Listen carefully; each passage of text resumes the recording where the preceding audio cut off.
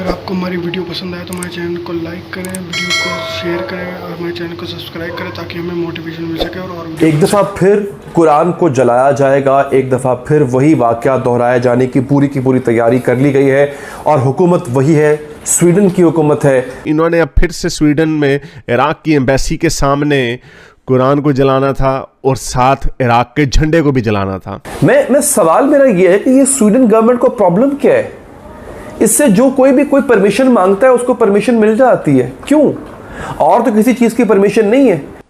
हम बहुत कुछ डिस्कस करते हैं, लेकिन एक ऐसा वाक़या पेश आया अफसोसनाक जिसको मैं यहाँ पे डिस्कस भी नहीं कर सकता डिटेल में। यूक्रेन के जो फॉरेन मिनिस्टर हैं वो पाकिस्तान आए हैं, बड़ी ये अनएक्सपेक्टेड किस्म का दौरा था।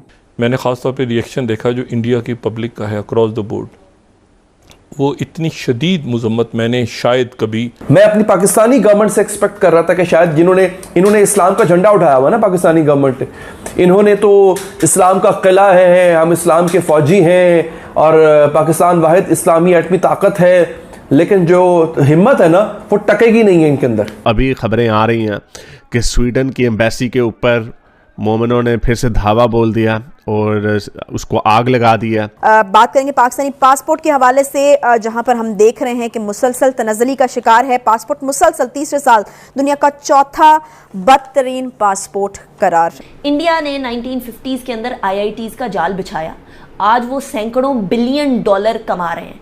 हम 2.62 बिलियन डॉलर पे बैठे हुए हैं और 2 से 3 बिलियन डॉलर के लिए हमें मारे फिरना पड़ा। एक दफ़ा फिर कुरान को जलाया जाएगा, एक दफ़ा फिर वही वाक़या दोहराए जाने की पूरी तैयारी कर ली गई है और हुकूमत वही है, स्वीडन की हुकूमत है। कुरान जलाने का बाकायदा एक अमल, उसको दोहराने के लिए तैयारी कर ली गई है और स्वीडिश गवर्नमेंट ने इजाज़त भी दे दी है। लेकिन इसके साथ साथ जो कुछ इराक़ में हुआ है वो आपके लिए जानना बहुत ज़रूरी है। इराक़ में बाकायदा तौर पर अपने तमाम तर ताल्लुकात स्वीडन से ख़त्म कर लिए। इसके साथ साथ मुजाहिरीन ने जो स्वीडन की एम्बेसी के साथ किया, मैं आपको वही बताऊंगा। लेकिन नाज़रीन, सबसे फोरमोस्ट खबर है वो ये है कि स्वीडन ने ये इजाज़त दी क्यों है। मैं सवाल मेरा ये है कि ये स्वीडन गवर्नमेंट को प्रॉब्लम क्या है? इससे जो कोई परमिशन मांगता है उसको परमिशन मिल जाती है, क्यों? और तो किसी चीज़ की परमिशन नहीं है। यहाँ पे कहो ना तुम, अगर यहूदियों के ऊपर जो कुछ हुआ दूसरी जंग अजीम में, उस पर बात करने की परमिशन आप इनसे मांग के देखें, आपका जीना महाल कर देंगे ये लोग। मैं अपनी पाकिस्तानी गवर्नमेंट से एक्सपेक्ट कर रहा था कि शायद इन्होंने इस्लाम का झंडा उठाया हुआ ना, पाकिस्तानी गवर्नमेंट ने, इन्होंने तो इस्लाम का किला है, हम इस्लाम के फ़ौजी हैं और पाकिस्तान वाहिद इस्लामी एटमी ताकत है, लेकिन जो हिम्मत है ना वो टकेगी नहीं है इनके अंदर। वो हिम्मत दिखाई है इराक़ की गवर्नमेंट ने। उन्होंने क्या किया? अल जज़ीरा इसको रिपोर्ट कर रहा है नाज़रीन। वो कह रहा है, जनाब अल जज़ीरा कह रहा है कि Iraqi prime minister Mohammed Shia al Sudani, he also recalled his country's charged the affairs in Sweden. Iraq has expelled the Swedish ambassador only hours after Iraqi protesters, angered by the burning of copies of the Quran in Sweden, stormed the Swedish embassy in central Baghdad, scaling the walls of the compound and setting it on fire. जैसे ही हुकूमत Iraq ने देखा कि जो एहतजाज करने वाले हैं वो आपे से बाहर हो रहे हैं, उनका गुस्सा ठंडा नहीं हो रहा और वो बढ़ रहे हैं स्वीडिश एम्बेसी की तरफ, उन्होंने क्या किया? उन्होंने, इराक ने स्वीडन के एम्बेसडर को निकाल दिया मुल्क से, स्वीडिश एम्बेसी बंद कर दी। अपना बंदा जो भेजा हुआ था उन्होंने स्वीडन में, यानी कि अपना जो सफ़ीर भेजा हुआ था स्वीडन में, उसको वापस बुला लिया और मुल्क के स्वीडन से हर किस्म के ताल्लुकात मुनक़ता कर दिए, ख़त्म कर दिए। ये मैं आपको इराक की बात बता रहा हूँ। एक लुटा फुटा, एक जंग ज़दा मुल्क, एक गरीब मुल्क, पाकिस्तान से कई गुना ज़्यादा गरीब है इराक इस वक्त। वैसे उसके पास ऑयल की दौलत, तेल की दौलत बेशुमार है, लेकिन वही ना, वहाँ पे हालात ठीक नहीं है, तो गरीब मुल्क है। उस मुल्क ने इतनी जुर्रत की है, उसने कहा जनाब ख़त्म, कोई ताल्लुकात नहीं। और क्यों? क्योंकि उन्होंने कहा अवाम की सुननी पड़ेगी हमें। अवाम एहतजाज कर रही थी, अवाम का मुतालबा था कि आप ख़त्म करें। फिर जब हमारे यहाँ पे आपको याद होगा, जब आका सल्लल्लाहु अलैहि वसल्लम की शान में गुस्ताखियाँ हुई हैं, तब एहतजाज करने वाले लोग निकले। उन्होंने क्या मुतालबा किया था? तहरीक लबैक ने क्या मुतालबा? ये मुतालबा किया था ना कि आप सफ़ीर को बाहर करें। हमने नहीं किया, हमने अपने बंदे मरवा दिए लड़ाई झगड़ों में। हमने एहतजाज तक नहीं किया उस हुकूमत से, फ्रांस की हुकूमत से। और आपको याद होगा अभी फ्रांस की गवर्नमेंट से जाके मिनते मुनते करके आए कि IMF से बात करें, हमें पैसे दे, और मिल भी गए। हमें शहबाज शरीफ साहब मुलाकात करने गए थे फ्रांस के सदर से। हम, ये तो हमारा हाल है। हमने बेसिकली इनसे सीखना है। यूक्रेन के जो फॉरेन मिनिस्टर हैं वो पाकिस्तान आए हैं, बड़ी ये अनएक्सपेक्टेड किस्म का दौरा था।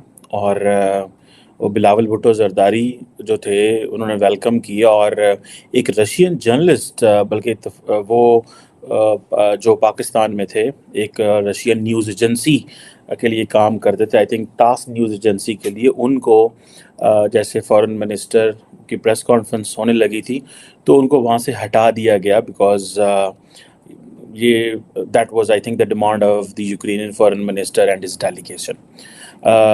अब फॉरेन मिनिस्टर जो बिलावल भुट्टो जरदारी हैं वो उस वक़्त इनसे मिल रहे हैं, और रशियन फॉरेन मिनिस्टर उस वक़्त पाकिस्तान आए हैं जबकि रशिया यूक्रेन की जो ग्रेन डील थी, जो कि कहा जाता है कि ग्लोबल फूड प्राइसेस को स्टेबल करने के लिए और दुनिया में जो फेमाइन है उसको कम करने के लिए या रोकने के लिए बड़ी इम्पॉर्टेंट थी। सो 17 जुलाई को, आज से 2 दिन पहले, रशिया ने इस डील से बाहर आ गया, जिससे जितनी भी शिपमेंट्स थी जो कि पर्टिकुलरली जहाँ पे रशियन नेवल ब्लॉकेड था ब्लैक सी में, वो सारी की सारी अब वो वहाँ से नहीं गुजर सकती। बल्कि रशिया ने क्या किया है कि रशिया ने जो Ukrainian grain port of Odessa सी, ओडेसा या ओडेसा इसको जैसे भी बोलते हैं, उसमें तकरीबन कुछ 60,000 टन गंदम पड़ी हुई थी, ग्रेन पड़ा हुआ था, जिसको उन्होंने उड़ा दिया। अब यूक्रेनियन फॉरेन मिनिस्टर कह रहे हैं कि हम उनकी मुकम्मल सपोर्ट करें, जबकि अभी हमने पिछले महीने 2 से तो हमने उनसे तेल लेना शुरू किया रशिया से। और दूसरा एक और बड़ी अहम बात हुई कि पाकिस्तान जो है वो वेपन सप्लाई कर रहा था। This is what many Indian media outlets ने बात की, ठीक है जी। वो बात आज उन्होंने पूछी जो रशियन यूक्रेनियन से, तो और साथ को बिलावल भुट्टो जरदारी से भी पूछी, और दोनों ने कहा कि नहीं, पाकिस्तान रशिया उसको नहीं कर रहा। सो ये जो चीज़ है कि जी पाकिस्तान ने यूक्रेन को वेपन सप्लाई किए हैं, ये इसका भी आज 2 बड़े पैमाने पे, यानी कि बड़े लेवल पे, फॉरेन मिनिस्टर लेवल पे जो है वो डिस्करेज कर दिया गया और कहा कि ऐसी बात नहीं है। स्वीडन में कुरान जलाने की और ईरान की जो एम्बेसी है उसके सामने प्रोटेस्ट करने की इजाज़त मिल गई इस पर पाकिस्तानी मीडिया और पाकिस्तान के लोगों का कहना है कि हम लोग फिर से जिहाद करेंगे। और ये स्वीडन की सरकार क्या है जो बार बार परमिशन दे देती है, इससे पाकिस्तानी मीडिया जली बुनी बैठी है कि हमारे लोग कहीं जिहाद में आके फिर से कुछ ऐसा तैसा ना करते जिससे हमारे मुल्क की बदनामी हो। वैसे ही हम लोग सबसे ज़्यादा जिहाद में रहते हैं और हम लोगों का खून जल्दी गर्म होता है, सब पे पाकिस्तानी मीडिया डरी और जली बुनी बैठी है।